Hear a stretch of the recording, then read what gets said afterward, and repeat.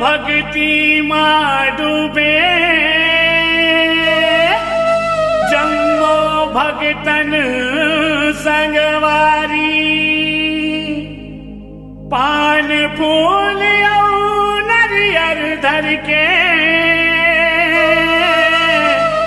आए हन तोर दुआरी ओ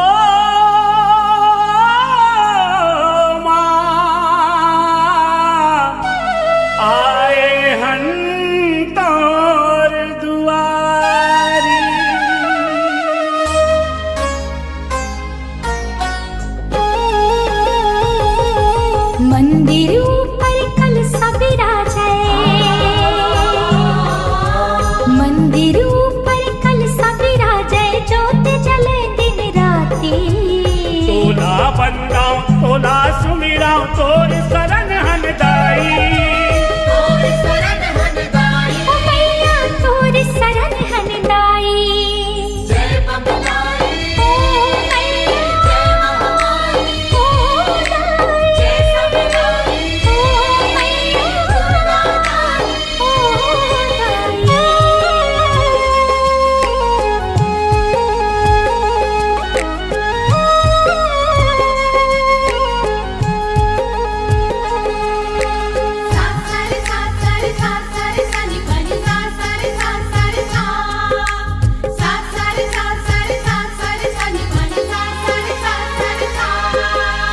पश्चिम के डूंगर में विराजे बमलेश्वरी तेदाई, बमलेश्वरी तेदाई। पूरब माथे चंद्रहासिनी संगमाना थलदाई, संगमाना थलदाई। साकिन डाकिन संगम दक्षिण तैतंतेश्वरी दाई। उत्तर माथे रूप धरे हस, उत्तर माथे रूप धरे हस महामाया महामाई, महामाया महामाई। छत्तीसगढ़ के चारों मुड़ामा, छत्तीसगढ़ के चारों मुड़ामा तोर कृपा है दाई। तोला बंदाओ तोला सुमिराओ तोर शरण हनदाई, तोर शरण हनदाई, ओ मैया तोर शरण हनदाई। जय बबलाई, ओ मैया जय महामाई, ओ दाई जय सबलाई, ओ मैया दाई, ओ दाई।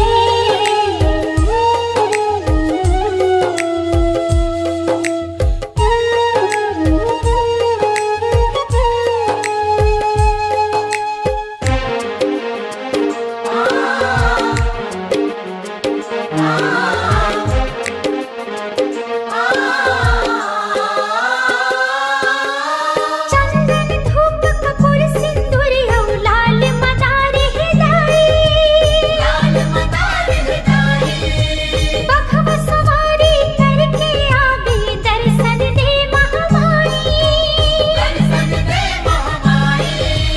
नवरात्रि नव रूप मनो दिन मेला लगे बड़ भारी। जय माता दी अम्बे दुर्गे, जय माता दी अम्बे दुर्गे, जग तोर गुण गाई, जग तोर गुण गाई। छत्तीसगढ़